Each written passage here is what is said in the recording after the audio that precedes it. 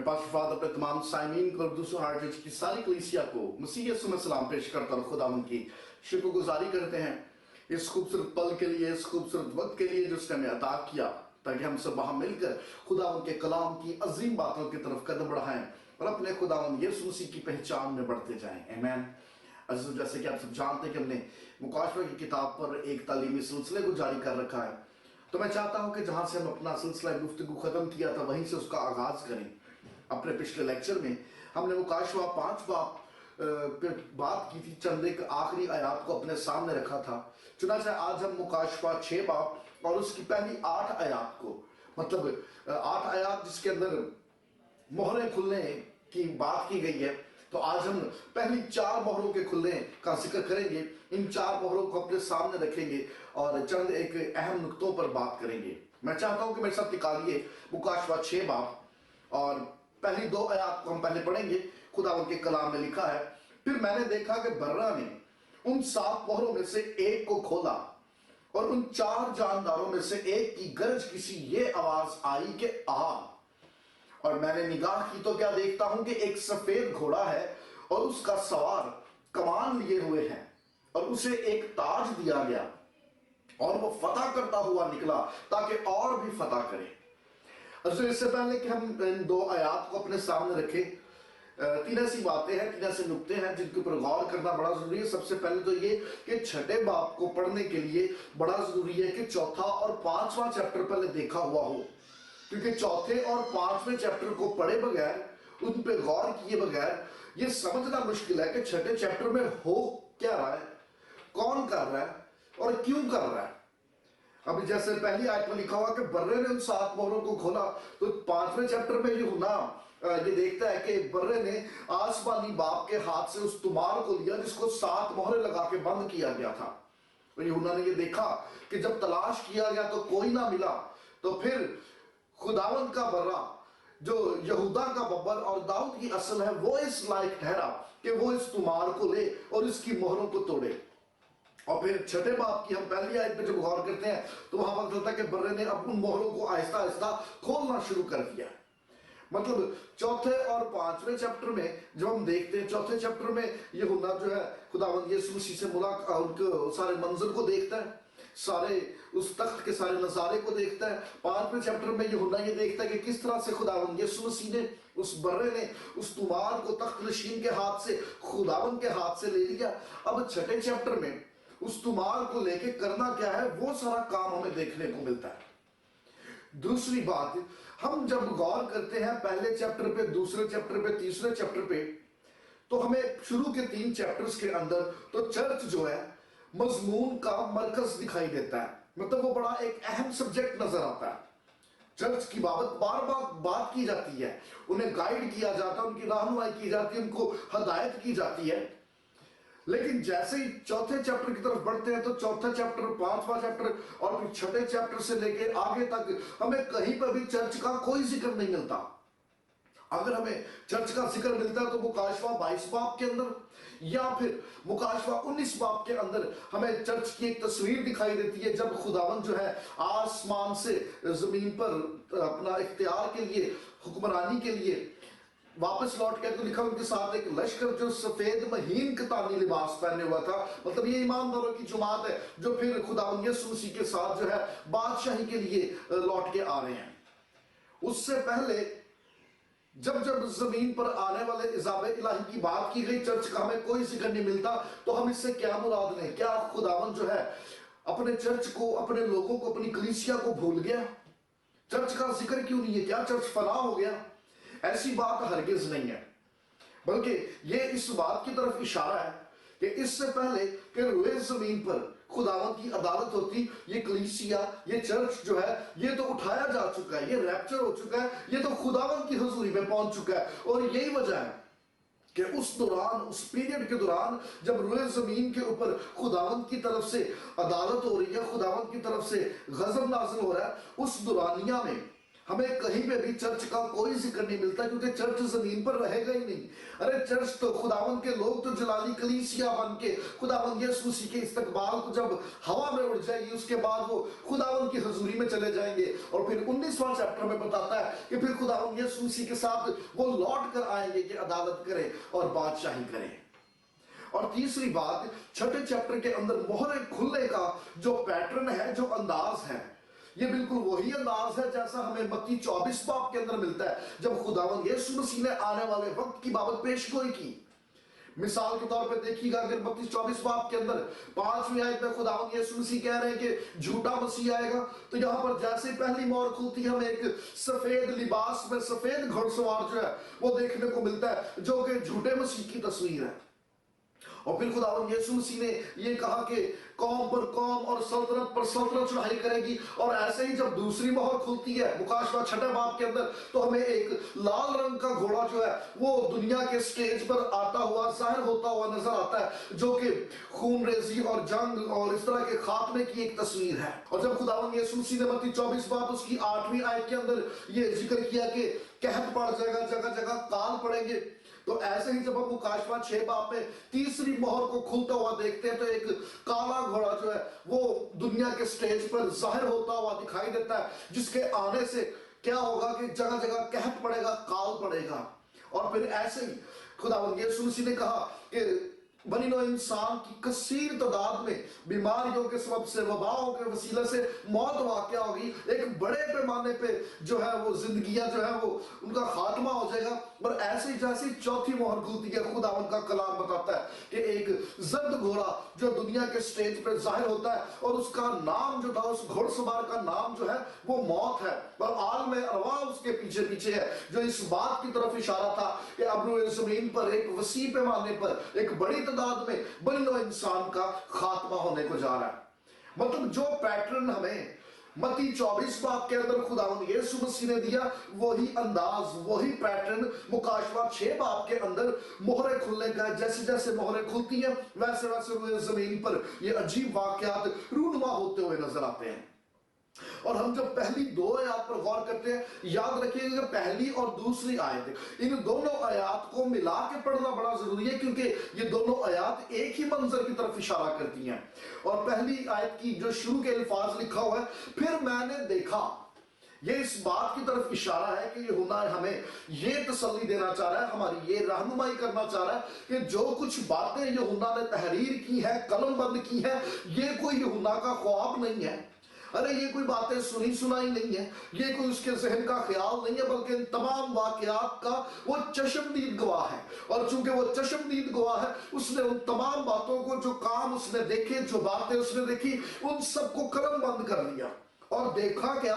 ان 7 مہروں میں سے برے نے ایک مہر کو کھولا اور ان 4 جانداروں میں سے ایک جاندار نے بڑی گرج کسی آواز کے ساتھ کہا، آ. مطلب یوحنا نے دیکھا کہ جیسے ہی برے نے ان 7 مہروں میں سے تمہار کی پہلی مہر کھولی اور جیسے ہی پہلی مہر کو توڑا گیا تو وہ 4 جاندار جن کا ذکر ہمیں مکاشفہ 4 باب کے اندر ملتا ہے، جو خداوند کے تخت کے سامنے تھے، ان 4 جانداروں میں سے ایک جاندار نے بڑی گرج کی آواز کے ساتھ کہا، آ. یہ دعوت نامہ یوحنا کے لیے نہیں ہے کہ یوحنا منظر عام پر آئے، سامنے آئے اور دیکھے کہ دنیا میں حالات کیا ہونے والے ہیں. ارے نہیں، کیونکہ یوحنا یہ لکھتا ہے کہ جیسے ہی اس نے جاندار کو یہ کہتے سنا، آ، تو فوراً اس کے سامنے ایک سفید گھوڑا اور اس گھوڑے کے اوپر بیٹھا ایک سفید پوشاک پہنے ایک شخصیت جو ہے وہ نمودار ہوا، وہ ظاہر ہوا. اس کا مطلب کہ یہ دعوت نامہ یوحنا کے لیے نہیں، بلکہ یہ دعوت نامہ تو اس سفید گھوڑے اور اس گھوڑ سوار کے لیے تھا کہ وہ اب دنیا کے منچ پہ ظاہر ہو. اب ان کے لیے یہ وقت آ پہنچا کہ وہ اپنے ٹھہرائے ہوئے وقت پر دنیا کے سٹیج پر ظاہر ہو اور اپنے کام کو انجام دے سکیں. جیسے ہی یوحنا کہتا ہے کہ جیسے ہی میں نے سنا کہ اس جاندار نے کہا، آ، تو ایک سفید گھوڑا اور اس کے اوپر بیٹھا ایک گھوڑ سوار جس کی پوشاک سفید تھی، وہ منظر عام پہ ظاہر ہوا. اور اس گھوڑ سوار کو ایک تاج دیا گیا تھا اور پھر لکھا ہوا ہے کہ اس کی پوشاک جو تھی وہ سفید تھی اور اس کے ہاتھ میں کمان تھا. مطلب یہ 2-3 باتیں ہیں جو اس گھوڑ سوار سے متعلق جن پہ غور کرنا بڑا ضروری ہے. لیکن اس سے پہلے کہ यूहन्ना ने घोड़ा ही क्यों देखा, कोई और जानवर, कोई और एनिमल क्यों नहीं देखा? तो उसका सबब ये है, उसकी वजह ये है कि जब हम अय्यूब की किताब और उसका 39वां बाब खोलते हैं तो हमें यह पता चलता है कि घोड़ा कुवत और जोर का एक निशान है, घोड़ा जंग का एक निशान है। और अब रुए जमीन पर जंगी हालात जो है वो पैदा होने वाले हैं, कुछ सूरत हाल, माहौल ऐसा जंग का पैदा होने वाला है। इसलिए यूहन्ना जब देखता है तो वो घोड़े को देखता है। दूसरी बात, जब हम जकरिया नबी का सहीफा खोलते हैं तो जकरिया नबी के सहीफे में हमें घोड़े की एक बड़ी खूबसूरत तफसीर देखने को मिलती है। जकरिया भी एक ऐसा ही मंजर देखता है,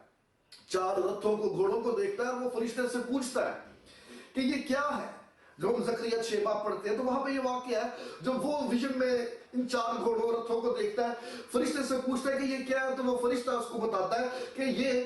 खुदा की 4 हवाएं हैं। ये हमारे पास उर्दू तर्जमा है, लेकिन जब हम उसको इंग्लिश ट्रांसलेशन में पढ़ते हैं तो वहां पर लिखा हुआ है दीज आर द 4 स्पिरिट्स। ये 4 रूहें हैं जो खुदावंद की हुजूरी में रहती है, उसकी ताबेदारी करती है और खुद उनको दिए गए हुक्म के मुताबिक जो है अपने काम को अंजाम देती है। इसका मतलब कि यूहन्ना खुदावंद की हुजूरी में था, आहिस्ता आहिस्ता जो है सारे मनाज़र देखता जा रहा है। ये स्पिरिट्स जो थी ये वहीं पर थी, लेकिन किसी और फॉर्म में थी। और जैसे ही पहली मोहर खुली और जानदार ने कहा आ, तो फौरन वो पहली स्पिरिट जो है घोड़े की शक्ल में यूहन्ना के सामने मंजर पे आई। और यूहन्ना ने उसको सफेद घोड़े की शक्ल में देखा और उसके ऊपर एक सफेद घोड़सवार, अपना घोड़सवार था जिसकी पोशाक सफेद थी। ये इस बात का मतलब है कि जो कुछ भी होगा, अरे ये खुदावंद के हुक्म से होगा, ये खुदावंद के ठहराए हुए वक्त और खुदावंद के जबरदस्त इलाही मंसूबा के तहत होगा। अभी दूसरी तरफ उस घोड़सवार के ऊपर गौर कर लीजिए।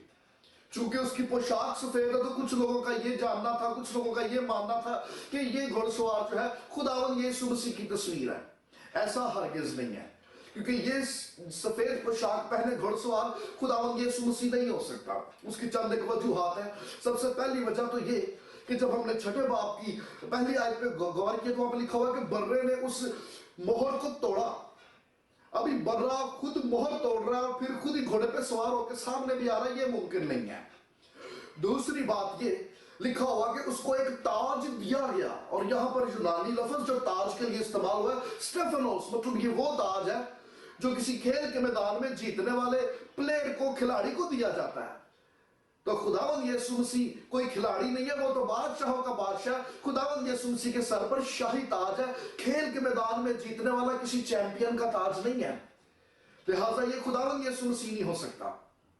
तीसरी बात ये कि जानदार जो खुदावंद के तख्त के सामने थे, उसने जब गरज की आवाज से, बुलंद आवाज से कहा आ, तो उसके हुक्म की ताबेदारी करता हुआ ये घोड़सवार सामने आया।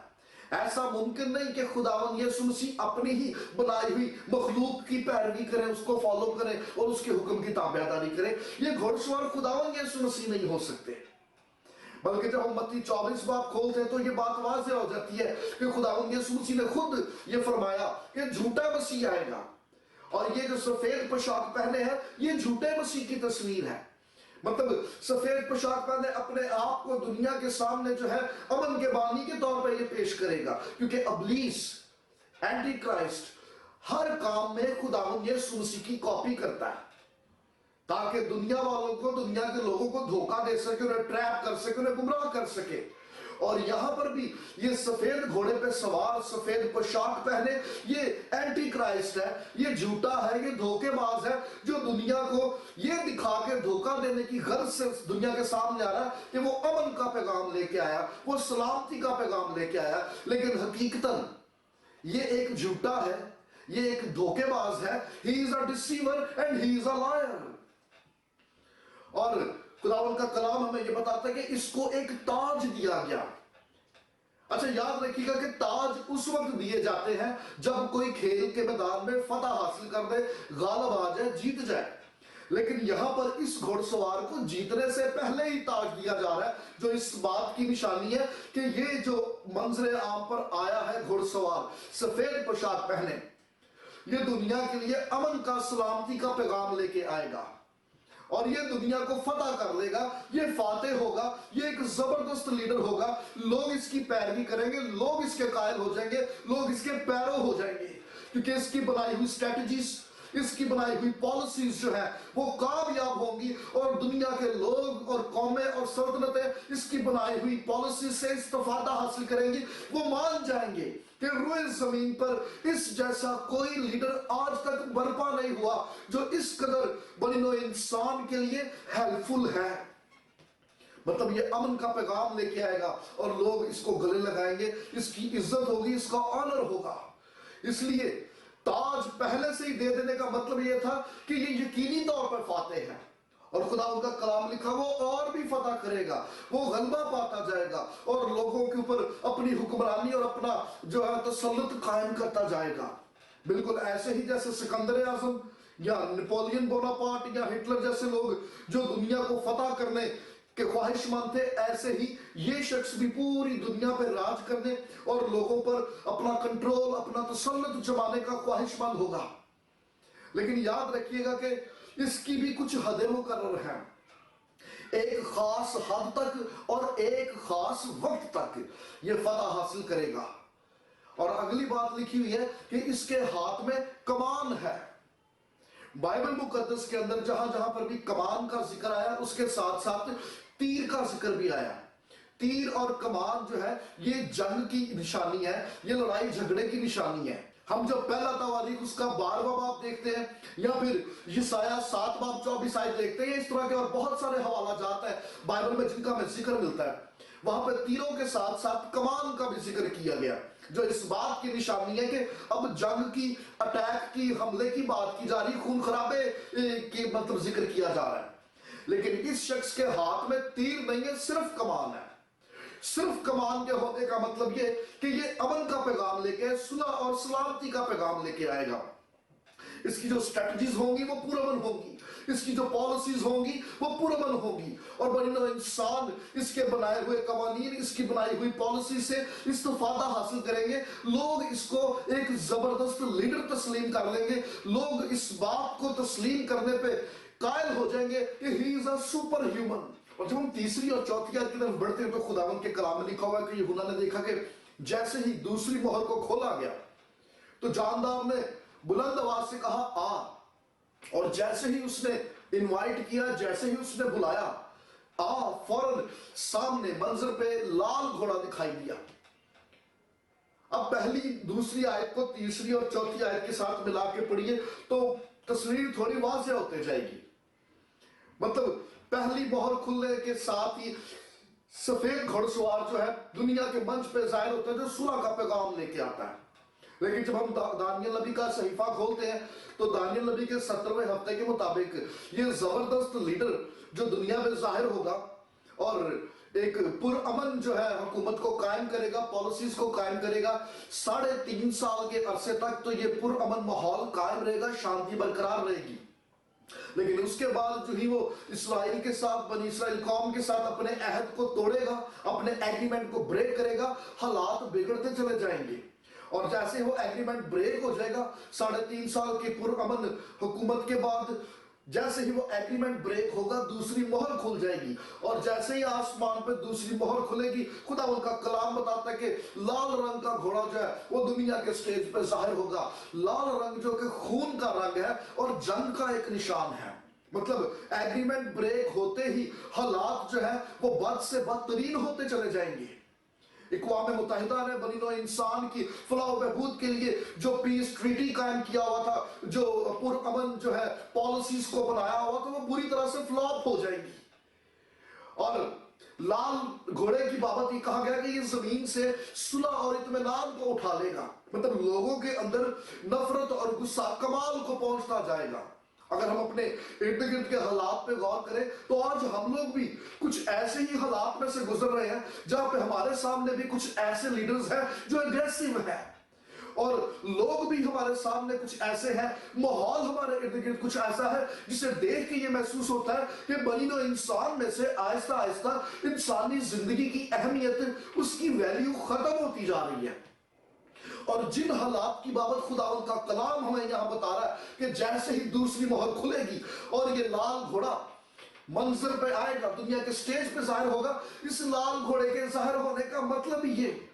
مطلب یہ لال گھوڑا انسانی آنکھ سے نظر نہیں آئے گا, حالات یہ بتا دیں گے کہ اب روئے زمین پہ ہو کیا رہا ہے.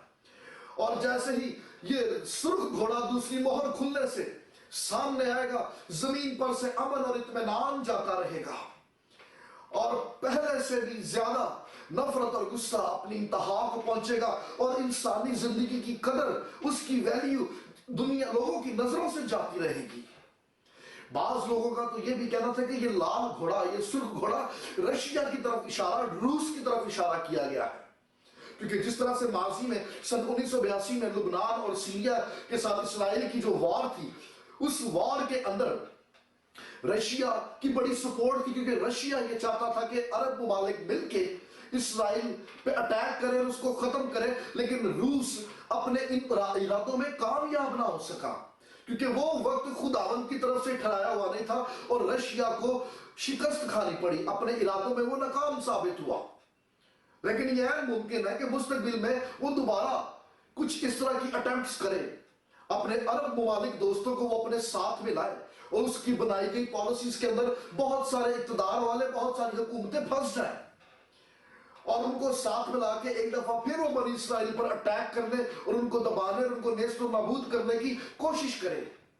رشیا یہ کب کرے گا اس وقت کی بابت تو ہم نہیں جانتے. ہاں, مگر جب ہم حزقیل نبی کا صحیفہ کھولتے ہیں تو اس کا 38واں باب اور اس کا 39واں باب ہمیں یہ بتاتا ہے کہ روس, رشیا اپنے عرب دوستوں کے ساتھ مل کر, دوسرے عرب ممالک کے ساتھ مل کر ایک دفعہ پھر بنی اسرائیل قوم پر حملہ کرنے کی کوشش کرے گا. اور جب ہم 5ویں اور 6 آیت کی طرف بڑھتے ہیں تو یوحنا کہتا ہے پھر میں نے دیکھا اس نے تیسری مہر کھولی, اور جیسے ہی تیسری مہر کھلی جاندار نے کہا آ, اور اس کے کہتے ہی کالا گھوڑا جو ہے وہ منظر پہ ظاہر ہوا, اور اس گھڑ سوار کے ہاتھ میں ترازو ہے. یاد رکھیے گا کہ یہ ترازو ورلڈ بزنس کی ایک تصویر ہے, ورلڈ بزنس, ورلڈ ٹریڈ کی طرف اشارہ ہے. مطلب اس کالے گھوڑے کے منظر پہ ظاہر ہوتے ہی جو ہے بین الاقوامی تجارتی نظام بری طرح سے متاثر ہو جائے گا, لوگ بری طرح سے اپسیٹ ہو جائیں گے. اب اس سارے منظر کو ایک سیکوینس میں دیکھنے کی کوشش کیجئے, تصویر واضح ہوتے جائے گی.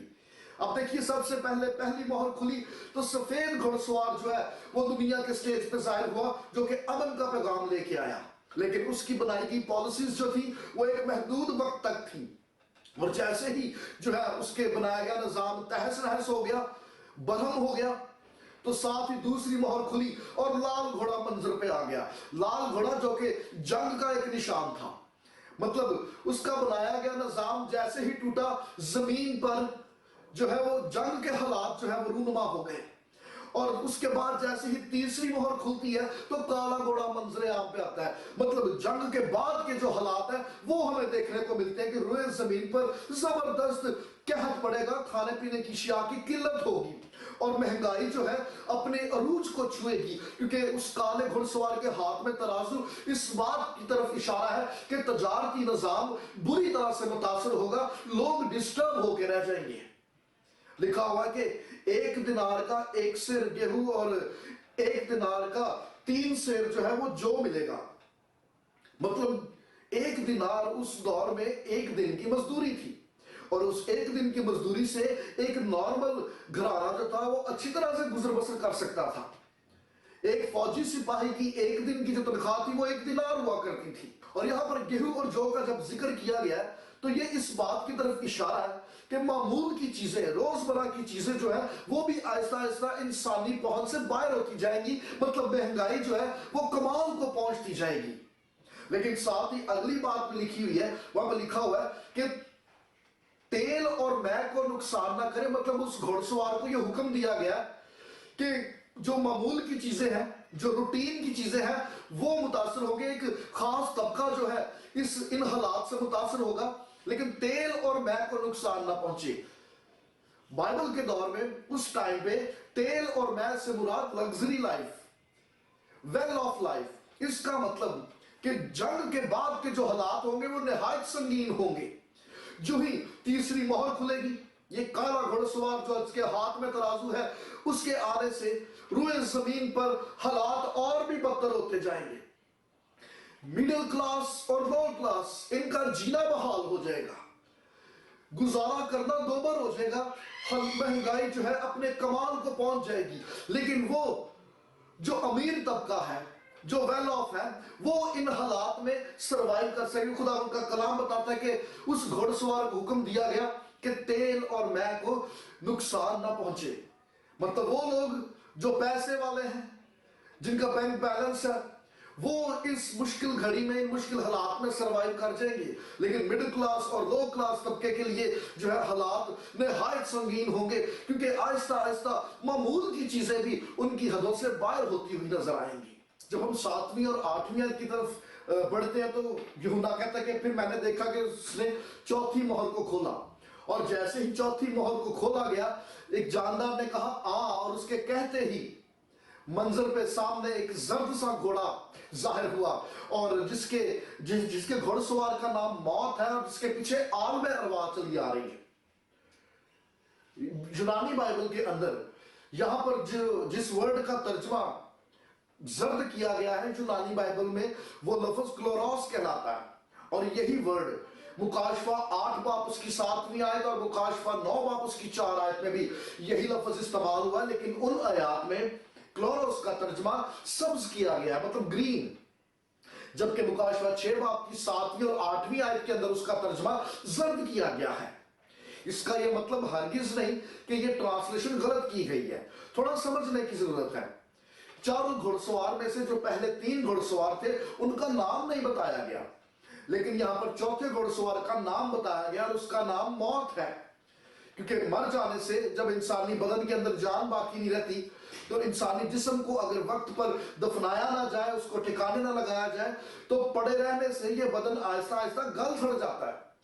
اور وہ جسم جو گلنا سڑنا شروع ہو جائے اس کے اوپر فنگس لگتی ہے، جس کی رنگت آہستہ آہستہ زرد زرد سی اور سبز سبز سی نظر آتی ہے۔ تو مطلب اگر ان آیات میں گھوڑ سوار کا نام موت ہے اور یہاں پر گھوڑے کے جو رنگت ہے وہ زرد کہی گئی ہے، تو یہ اس کے فنکشن کی طرف، اس کے کام کی طرف اشارہ کیا گیا ہے۔ مطلب اس گھوڑ سوار کے ظاہر ہونے سے روئے زمین پر کثیر تعداد میں بنی نوع انسان کی ہلاکت ہوگی، اور یہ ہلاکت اتنے وسیع پیمانے پر ہوگی کہ بتھیرے جسم تو ہے وہ انہیں زمین بھی شاید نصیب نہ ہو، وہ بڑے بڑے گل سڑ جائیں۔ اور 4 طریقہ کار بتائے گئے ہیں جس طرح سے بنی نوع انسان کو ہلاک کیا جائے گا، اور جب ہم ہلاکت کے ان 4 طریقہ کار پہ غور کرتے ہیں جس کی بابت خدا ان کا کلام ہمیں بتاتا ہے کہ اس گھوڑ سوار کو یہ اختیار دیا گیا کہ زمین کے 1/4 حصے کی پاپولیشن کو کس طرح سے ہلاک کیا جائے، تلوار سے اور کال سے، وبا سے اور جنگلی درندوں سے۔ مطلب یہ 4 ٹائپس بتائی گئی ہیں۔ جب ہم اس پہ غور کرتے ہیں تو ہمیں پتہ چلتا ہے کہ پرانے عہد نامے میں بھی جب خداوند نے بنی اسرائیل قوم کے لوگوں کو سزا دینی تھی تو انہی 4 طریقوں کا ذکر کیا گیا۔ مثال کے طور پر حزقیل کی کتاب اور اس کے 14ویں باب کو کھولتے ہیں تو وہاں پہ خداوند کے منہ کے الفاظ ہیں، یہ خداوند نے فرمایا کہ میں اپنی 4 بلائیں یعنی تلوار، قحط، مہلک، وبا اور درندے یروشلم میں بھیجوں کہ اس کے انسان اور حیوان کو کاٹ ڈالیں تو کیا حال ہوگا۔ مطلب اس وقت یہ میسج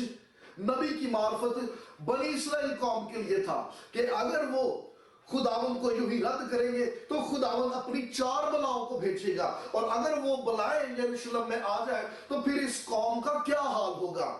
اس وقت تو یہ وارننگ، اس وقت تو یہ پنشمنٹ ایک خاص قوم اور ایک خاص علاقے کے لیے تھی، لیکن اب کی بات جب ہم اس چوتھے گھوڑ سوار کو دنیا کے سٹیج پہ ظاہر ہوتا ہوا دیکھتے ہیں تو اب کی بار یہ پنشمنٹ روئے زمین کے لوگوں کے لیے، اور اس گھوڑ سوار کے ظاہر ہوتے ہی زمین کا 1/4 حصہ جو ہے متاثر ہوگا، مطلب ایک بڑی تعداد میں بنی نوع انسان کی ہلاکت ہوگی۔ اور ایک اور بات یاد رکھیے گا